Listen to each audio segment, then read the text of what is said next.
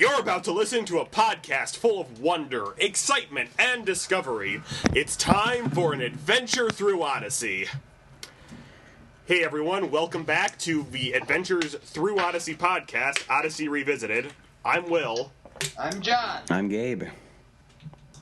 And welcome back. Today we are going to be talking about Album 3, Secrets, Surprises, and Sensational Stories, or as it was renamed, Heroes. Originally released in 1988, it has an 89.5% approval rating. So does anyone remember anything about this album outside of the one big episode? Not really. There are this is album 3, right? Yes. There are quite a few big episodes in this album. Like the almost turning point of the show. Yeah. Okay. But I think there are a few other pretty big episodes, too. Yeah, there's one episode I have some issues with, and I hope I don't step on anybody's toes when I talk about that issue, but we'll get to that when we get to that. So, starting with episode 20, Mike Makes It Right, originally aired April 2nd, 1988, written by Paul McCusker. Billy Barton, the bully of Odyssey Elementary, gets into a fight with Mike Caldwell. When Mike wins, he becomes arrogant and lets stardom go to his head. I didn't really think this was a super memorable episode, but I think it was overall a good episode for not being after Connie. I'm just going to say it. Yeah, the one thing I will say is I've got two issues with this episode. One, we don't have a montage of the power going to his head. And two, that kid who kind of puts him in his place at the end, I don't know if he's like just supposed to be another bully or a kid who's a bit of a not nice kid, but is still a nice kid. Is he supposed to be like a Jay character or a Rodney character? That's what I'm saying. I think he's just a kid who, like, he's older and bigger, and, like, this kid's acting like a doofus in front of him, and he's just like, kid, go away. Yeah, like, I don't think he's supposed to be I could beat you up if I wanted to. I don't want to. Oh, let me at you. I'm in charge here. Yeah, I don't think he's supposed to be a bully. But then he punches him in the stomach. They're kids. I think kids punch each other. He's just supposed to be like, I don't want to be mean, but since you're being so annoying, I'm just going to do it. Yeah, that's really what it seemed like. The scene just felt underwritten, but I know what you mean. And, of course, we've got the fight scene where it basically turns into, you rip my sweater, Hulk smash! Yeah. No, wasn't it shirt? Sure, whatever. Know. Again, it talks about, like, the fleetiness of being a hero, especially in school, and was it supposed to be anti-bullying? Because they didn't do a great job of it. I think it was more pride. Yeah, pride comes before the fall. Yeah. If Odyssey was trying to be anti-bullying, then they made a lot of bullies in all of Odyssey. Yeah, that's true. And one stuck around for a very long time. Prominent character. Alright, so a underwhelming episode, especially because they could have maybe fleshed out some plot points a little more. Moving on to episode 29, Rumor Has It, originally aired June 9th, 1988, written by Paul McCusker. Jack Davis and Lucy Cunningham Schultz wonder about a strange family in town, and Jack is convinced they're up to something. So, I remember this episode being very, different. You can definitely tell they would later kind of replace Jack with Kurt. The episode's fine, it's well written. The Curbans are, they've got a deep enough mystery, although it does turn out they're, just a carpet salesman. Yeah, it seems like there's this plot. This is kind of a generic plot for Odyssey. Like kids freaking out and then finding out it's no big deal. And Whit was talking about how they're private people and people can mistake privacy for sneakiness. Yeah. Which, is that true now? I can't really think if it is. Yeah. Most kids, I feel like, don't walk to school anymore. Which I think... most people don't really walk places anymore, so that's kind of why you don't see it anymore. I walk places. Well, yeah, you don't walk to that. Now, it's interesting that this is a Lucy and Jack episode, because this is the first time they're both in an episode together, and it's interesting considering where their characters go down the line. Very far down the line. And apparently this was originally a Harley episode, but they re-edited it before it aired, so... Good old Harley. And at some point we will actually talk about all the Harley episodes, just not right now. Do we have to? They're not all bad. They're just I don't think they needed to be removed. Lots out at wit's end. Communicate. Well, we Communicate. Just open up your heart and communicate. Hey, I got this now. This is fun. And then Wit just starts saying Bible stuff to no rhythm at all. Yeah. And this was apparently an episode that was adapted into Hindi. Whoa! Okay. You know, Sorry. hip-hop's Well, big in India. That came from left field. No. The episode we're talking about, Rumor Oh. Has It. Not Communicate. Sorry, I'm trying to get us back on Well, track. weren't those people Indian? Back on track, no pun intended. Don't even know how that was a pun. The train Track, station, I think. rap. Oh. Yeah, so it's a good episode about, maybe not everyone who's private has a secret agenda. Yeah. All right, so moving on to the first, officially changed Harley episode we're talking about, I believe. No, wait, I'm thinking of something else. Never mind. I'm wrong. Everyone forget I said that. Is Back to School, episode 43, originally aired September 10th, 1998, written by Paul McCusker. Leslie seems to have trouble with telling the truth. Over-exaggeration seems to be her middle name. Is this Okay. the one about the... First day of school. Not the Okay. one about the fire engine. Okay. This is an interesting episode, because they almost have a direct sequel to this episode later down the line, and there are a lot better episodes you could have done it for. I also think a kid could get confused, not realizing that she was elaborating the whole time. I definitely didn't realize that till years later. Yeah. That, okay, she's maybe over-exaggerating, but I thought, her teacher was really that cruel. Well, you know what I mean. That maybe she's overplaying some stuff, but... Oh, wait, I just totally remember this episode now. Okay. Came back Yes, to me. yeah, also, the interesting thing about the sequel to this episode, it's a remake of a Family Portraits episode. So in a way, this episode's a prequel. Aw, snap. Yeah. Mr. Gut Wrench's class. You like Mr. Gutwrench. 10,000 word. Oh, man. Yeah. 10,000 words is a novel. Yes, Yeah. it is. Or a short. It's wait, I think it's only 5 pages, to be honest. 10,000 words? I don't Single know. spaced, 5. You can get sometimes. A page is around 500 words. Probably more like 500 to 700 words. Okay. So My 10,000 bad. words. That's 20 pages, probably. Right, So but not a then book, this episode... but a book's probably 100,000 So then- words. Anyway, so then this episode goes from kind of its over-elaborated scenes that are sort of creative to the, oh my gosh, her friendship's falling apart. Yeah, so I think this is more about overcoming insecurity than friendship. Yeah. But they definitely want to make it about friendship. Yeah. Friendship feeling. I mean, the problem is because they throw in the whole thing about friendships changing the last 10 minutes. It feels forced. So Yeah, I feel like they do that a lot in these early episodes, throw in the lesson in the last 5 to 10 minutes. moving on to the next episode, The Shepherd and the Giant, episode 46, originally aired October 29th, 1998, written by Phil Lawler and Paul McCusker. Connie experiences the story of a shepherd and a giant using the Environment Enhancer, a new creation by Wit.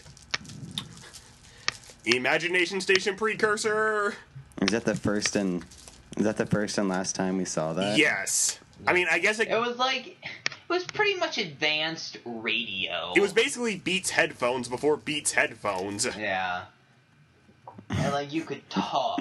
Well, it says hooked up to a machine that through your imagination places you inside a biblical adventure. So I guess Wit made the Oculus Rift first.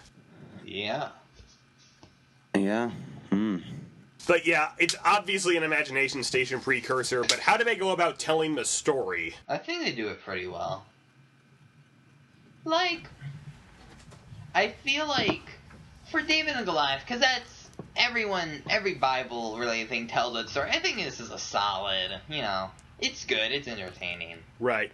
And, it's about Connie discovering the Bible isn't boring, so... Yeah, it is interesting to have an episode before Connie...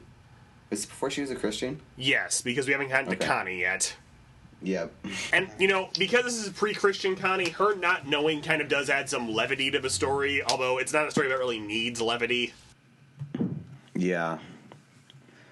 But I do remember Goliath sounding very, very imposing, and I just listened to it again. He's a little hard to make out at times.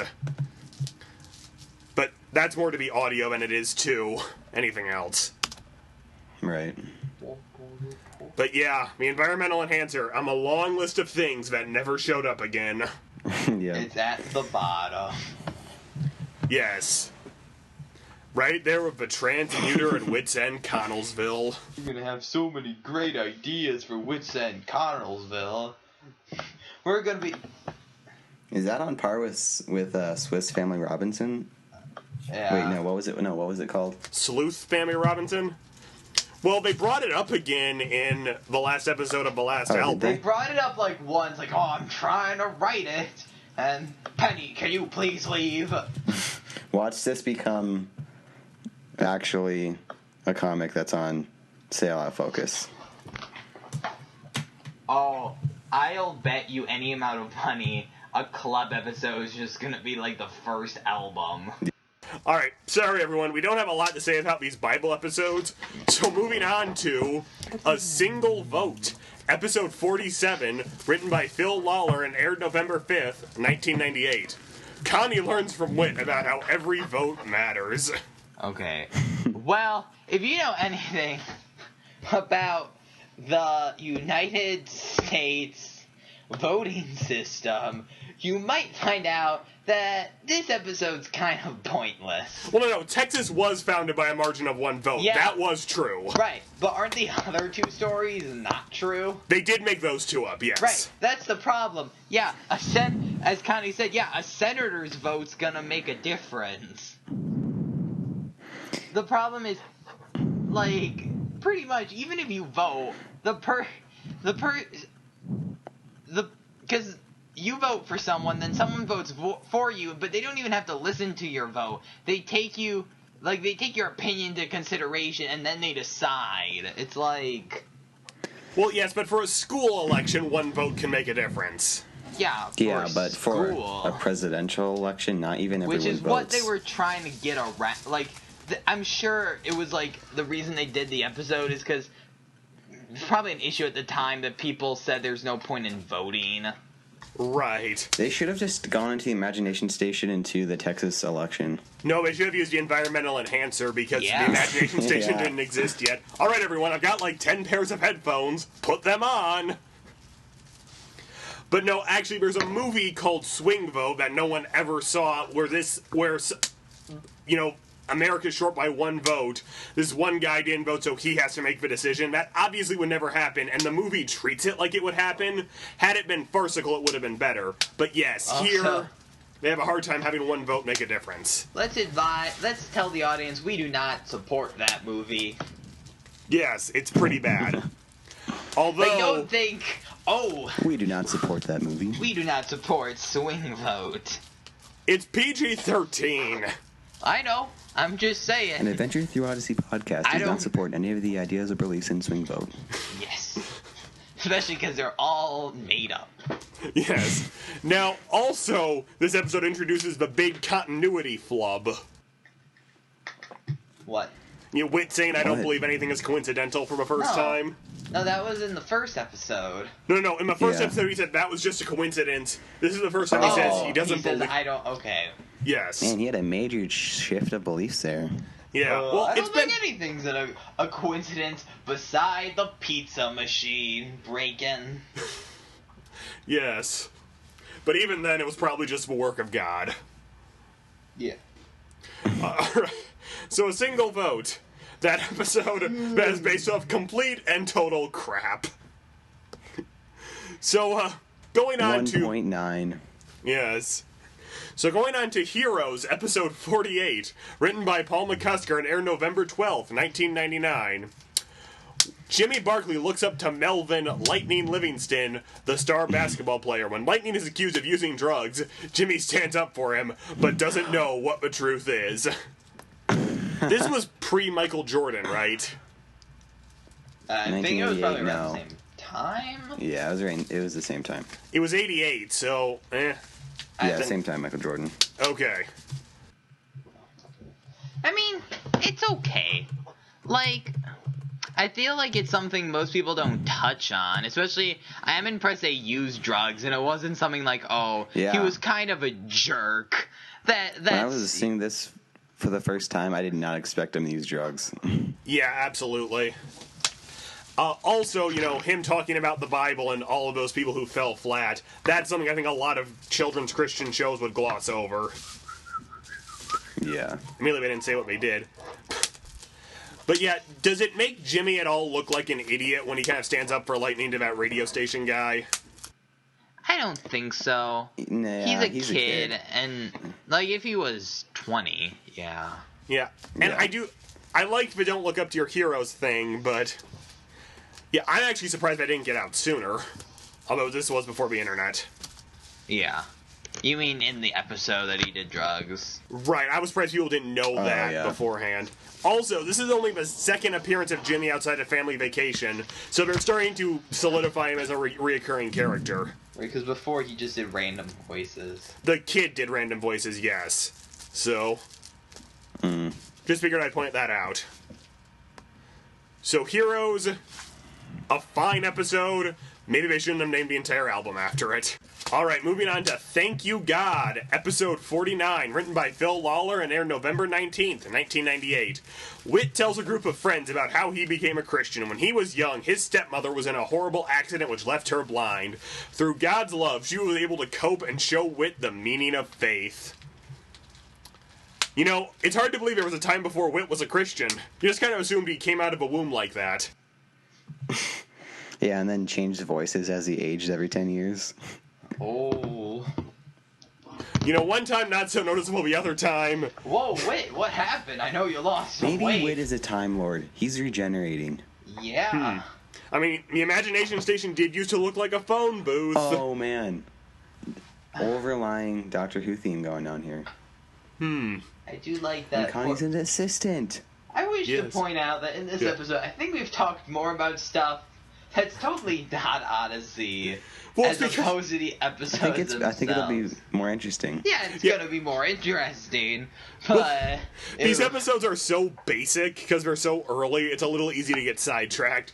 In the next episode of Album 42, it'll be more easy to talk about. Yes, but this is an interesting episode because it's the only time we see Agnes until she has that mental illness. Oh, yeah. Which is something they kind of just pulled out of nowhere so Tom didn't have to run for mayor again.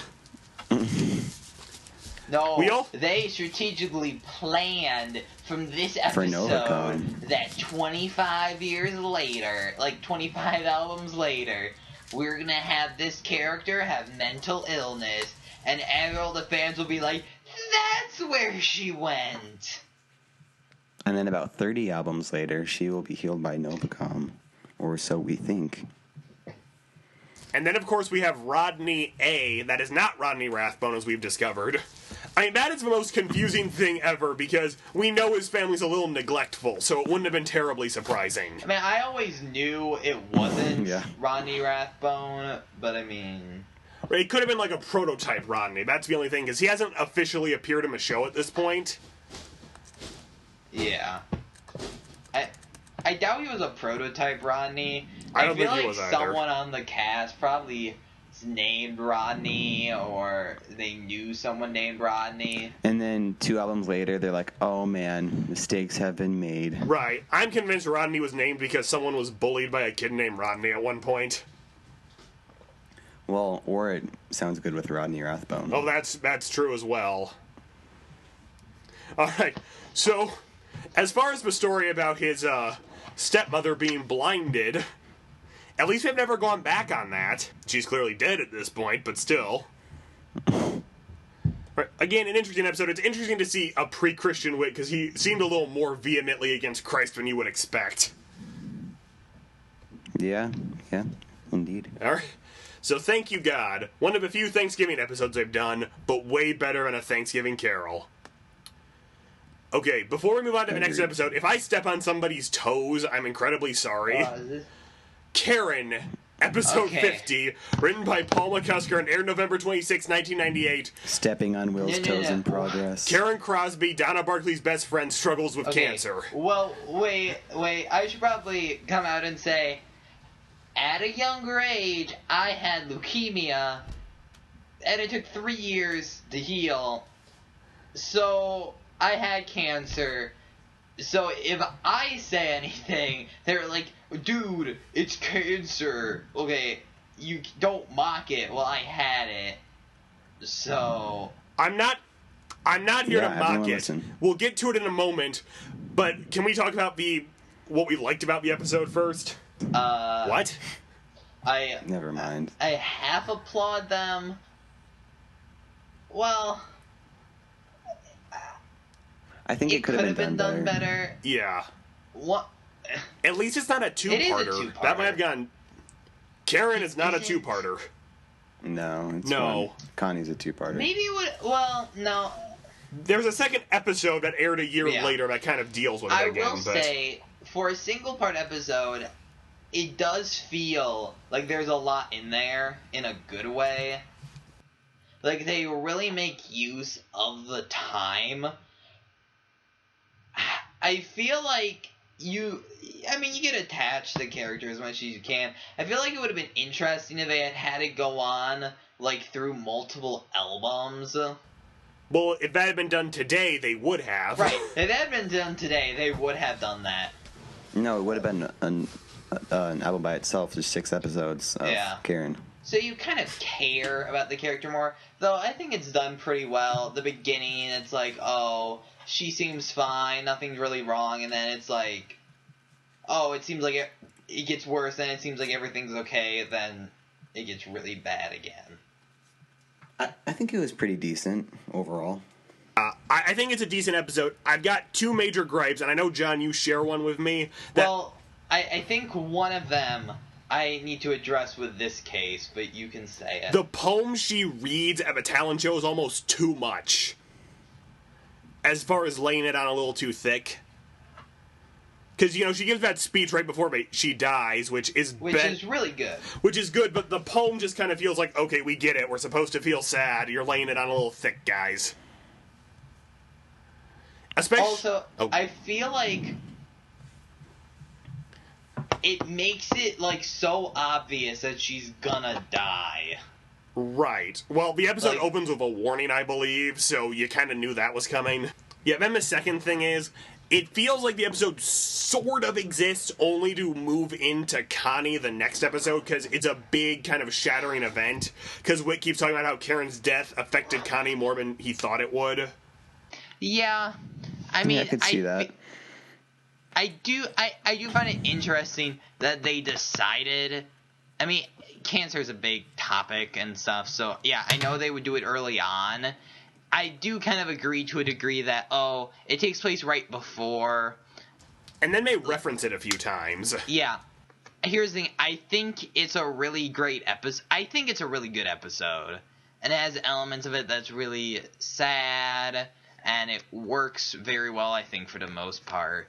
But there are a few things that it's, like, questioning why they did that. Right. I think the episode would have been great had they just dropped the poem. What poem was it again? I don't quite... It's a hymn called The Land of Fadeless Day. Alright. So, I absolutely have no problem with it. It's well written. It's not like we have Wooten knocking stuff over, but... I think the poem's a little too heavy-handed. I will say, the episode in, like, Album 7, where we're dealing with, like, a year later, is almost better to me. I'm glad they did bring it back, honestly. They did? Yeah, I'm glad they mentioned it again. Like, okay, this isn't something you just kind of get over. It's not like, someone died in the episode, we're all really sad. Next episode, okay, guys, you did a good deed. You know what that means. Fiesta! Alright. Free ice cream for everyone. Okay, I think there are some people's toes who are bleeding right now because we've been stepping on them too much, so let's move. Good episode. That's all we're gonna. Good episode. There's just a few things. Yes. All right. So Yep. moving on to the next episode, Connie. Episodes 51 and 52 originally aired December 3rd and December 10th in 1988, written by Paul McCusker. Connie finally takes her trip to California, and Eugene Meltzner begins working at Wits End for Wit and makes the shop more modern and up to date. So This episode is just exciting because it's so the characters introduced are so good. right, it kind of feels like, not to sound sacrilegious, but we finally got the entire Odyssey trinity. Yeah, it also feels like even if the plot was bad, it would still be positive. Yeah, I mean, because one, the Connie becoming a Christian was a slow build, even if I kind of have to go through, even if I think the clips are a little much. You know, there's having respect for the integrity of your audience, but Here's the thing. I feel like this is a very, very good episode. It probably is a better episode than Eugene's becoming a Christian. I feel agree. like the part where Eugene becomes a Christian is better than the part where Connie becomes a Christian. yeah, I'll give Yeah, you That's that. kind of a weird way to say it. Oh no, I know what you mean, because remember that that whole thing with Blacker trying to blow up Wits End was at one point supposed to be the finale. So I think they wanted to make Eugene a Christian just in case they didn't go forward. Just, okay, here's like the big, happy I thing. feel like at that point, though, they knew, because they had they found a wit, because he was in that.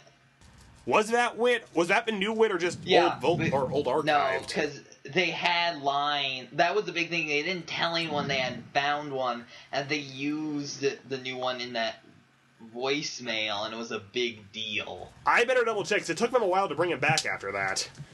It was like an album or two later. Okay, anyway. So let's talk about how... Okay, so moving on, we obviously get introduced to Pamela in this episode before she has a problem. Pamela? Yeah, okay, all that dead air. I feel like maybe we could have seen a little more of Connie's life before, you know, what she used to do in California, because it kind of feels like, okay, we've got a little idea, but we don't get to see much of it. Yeah, but they were also working with two plots here. Well, right. And the Eugene stuff is interesting, but I feel like if I keep jumping to what Eugene would do to Wits End if he were to modernize it quite a bit as a running joke. And was this a good time to introduce Eugene? Yeah, I think it was. it makes sense in the context of everything. Right. I mean, Connie's now a Christian, so let's kind of slip in a new character to kind of fill that non-Christian role.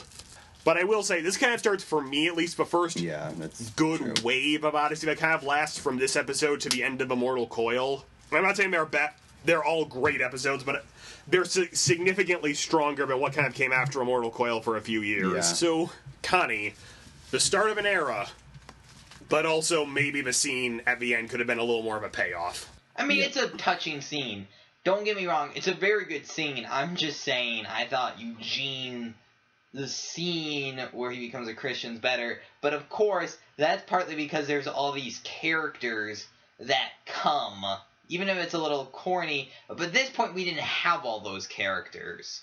Right, at this point, it had just been Connie and Wit a lot at that point, so it wasn't really going to mean anything to anybody else. Well, we had Tom, but... yeah, it wouldn't mean a lot to everybody else. Alright, so moving on to The Sacred Trust, episode 53, aired December 17th, 1988, written by Phil Lawler. Lucy promises Heather she will keep a dangerous promise, and Connie and Eugene try to prove who is the better worker. Well, for being the first episode after kind of a big moment of Connie becoming a Christian, this feels a little eh. Yeah, I'm just laughing because I was just rereading the plot about the Wait, the secrets. can you what was the name of the episode again? Oh. I feel like it's interesting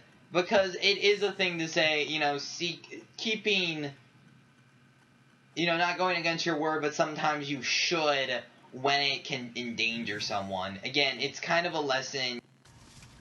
And at least they made the thing that was a secret something that could be legitimately dangerous. Yeah, not... I think unlike before when they just haven't done realistic circumstances, this actually works and it's believable. Right. The only thing I question is the mom who didn't tell, who didn't tell that in a similar situation with her friend, and they got in a car accident, and they think that's the reason she can't have babies. I feel like they should have done something like, okay, that's not the worst thing that can happen, and probably what they're alluding to, but they don't want to go that mature in an episode. I completely get that. And then we've got the B plot of Connie and Eugene trying to decide who's the better worker. It kind of just feels like a contest that doesn't go anywhere. Yeah, and it'll keep going through many albums. But I just kind of felt like, okay, let's get Connie and Eugene kind of having a plot together before things go too much further. And let's get a plot that we can fall back on if we don't have a full plot to fill up a whole episode. I think overall, it was good. Yeah, it was good. I think, the Sacred Trust plot's good. It's got that sad ending, but I think it works better. But it's not a big, happy Little House on the Prairie ending. But Connie and Eugene plot could have been cleaned up a little bit. But overall, yes, very strong. All right, last episode of the album, Peace on Earth, episode 54, written by Paul McCusker, aired December 24th, 1988. But Barclays forget the true meaning of Christmas. Oh, man. Okay, in case you don't remember, John, this is the episode where their house gets robbed. Yeah, I remember this is the episode where their house gets robbed. I feel like I get what they're going for. I feel like there are better ways to learn the true meaning of Christmas than be like, oh, we're gonna steal all your presents. Does that even happen a lot? I guess it does.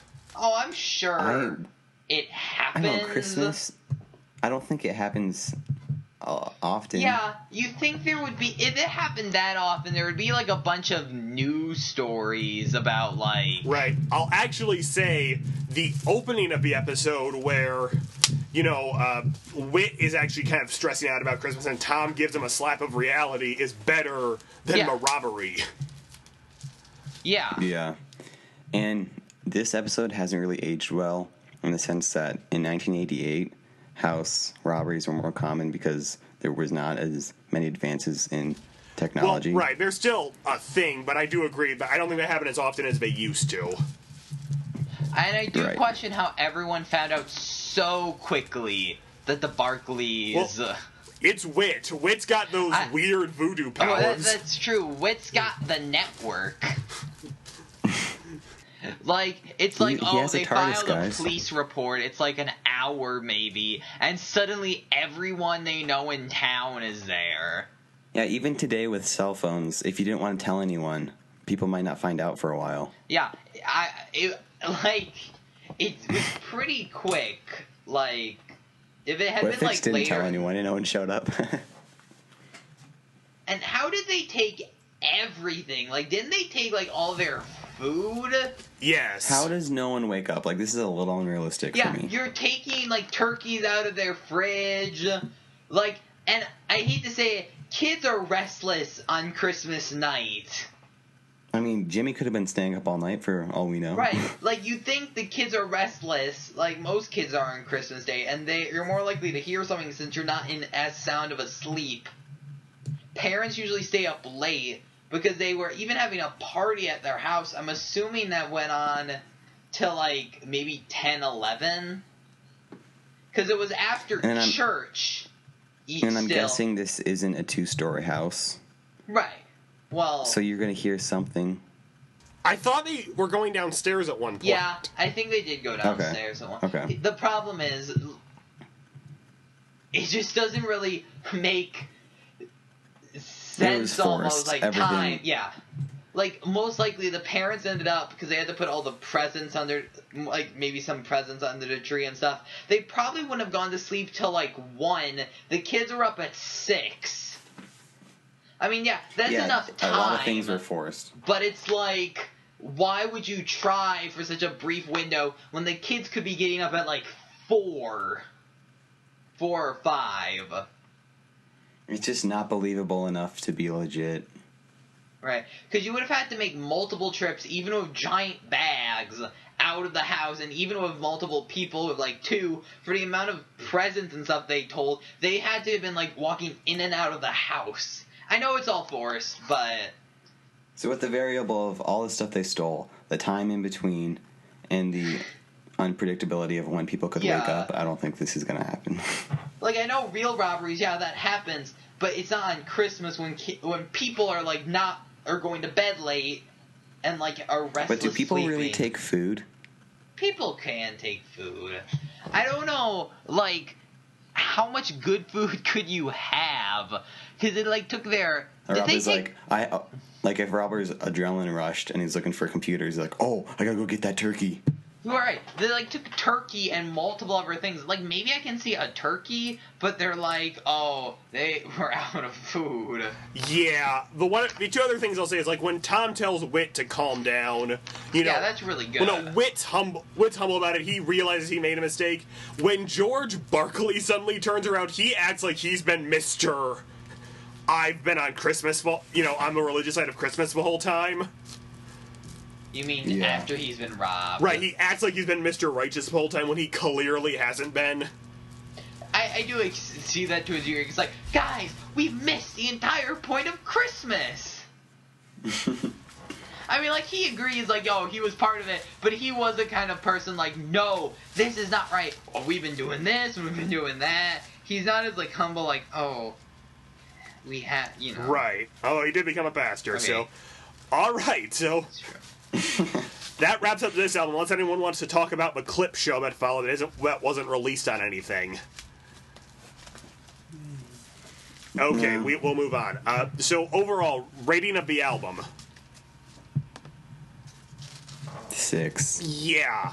It, like, kicks off the stronger time, like Odyssey's first really strong period, but it takes a long time to get to that episode. I think the bad episodes, the good episodes don't weigh the bad. I'll go with about a 6 too. There's there's really good episodes in there, but yeah, some of the other episodes are just kind of Yes. Alright, so moving on to the trivia question, and upon request I did finally come up with an easy one. In the episode Slumber Party, what do they reheat the pizza on? A light bulb. Yes. So I kind of got it right. Well, that's all the time we have for today. I'm Will. I'm John. And I'm Gabe. Join us next week when we talk about album 42, No Way Out. And remember, God made you special, and he loves you very much. Wait, that's the wrong show. Alonzi, everybody.